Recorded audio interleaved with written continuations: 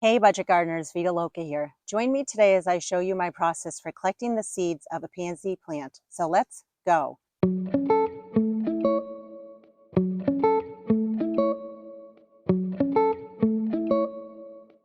I love pansies. They are so beautiful in the springtime. Here where I live in New Hampshire, Zone 5B, they're considered an annual. However, what we're looking at over here is what I call my pansy nursery. I've had a lot of luck with the pansies reseeding themselves in here. Sometimes the plants that blossomed the previous year bloom the following year. And sometimes it's just that they dropped their seeds and the plant formed just small enough, overwintered, and then came back the next year. And then in other cases, the plants just reseeded, which was a bonus. I'll be making a lot of videos this year showing you my process for collecting seeds from different plants. I have a lot of success doing that, and I want to make sure I share that process with you. So when it comes to plants, it's important to know that if you want to collect the seeds from a plant, you have to let the plant basically go to seed. That means you want to stop deadheading it. Early in the spring, I was doing a good job with deadheading my pansies, but it is now late spring, early summer, and I'm going to be planting other things in here that are more summer blooming flowers. So at this point, I'm totally fine with cutting back these leggy pansies. But before I do that, I want to go around and collect the seeds from those plants.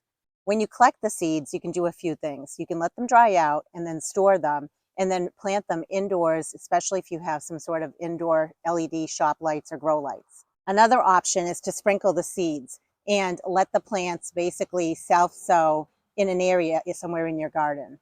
And even though the plants are looking tired and leggy, they looked so beautiful during the early spring months. And I really enjoyed digging some out and popping them into my hanging baskets for additional color in my yard. So I'm going to take you in for a closer look and show you what a seed pod looks like.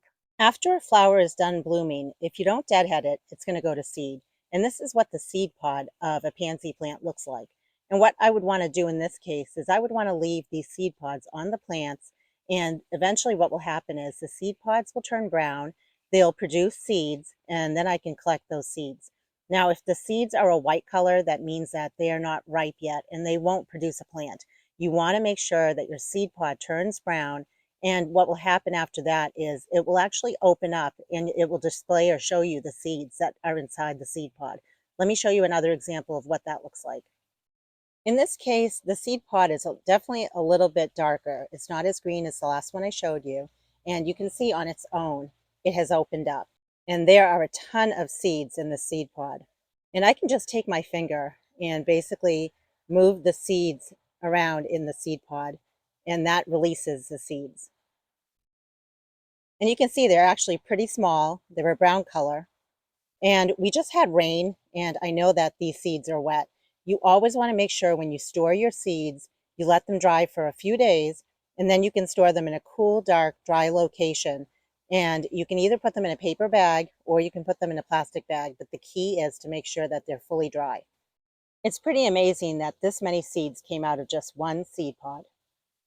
And what I'm going to do is actually, I'm just going to sprinkle them in my pansy nursery. So I challenge you to give this a try. If you have pansies that don't typically overwinter, or maybe you didn't know that they overwinter in your area, look to collect the seeds, or you can buy the seeds and then scatter them in an area of your yard where you can mark it and just know that you planted some pansy seeds there. It is mid-spring here and I just did this task. So what should happen are those pansy seeds should germinate. And again, the hope is that those plants will then overwinter and bloom next year.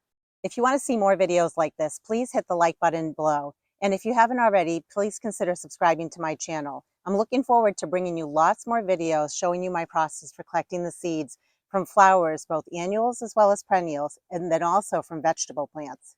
As always, if you have any questions or comments, I'd love to hear from you. Please drop it down in the comment section below. And until the next video, make it a great day with gardening.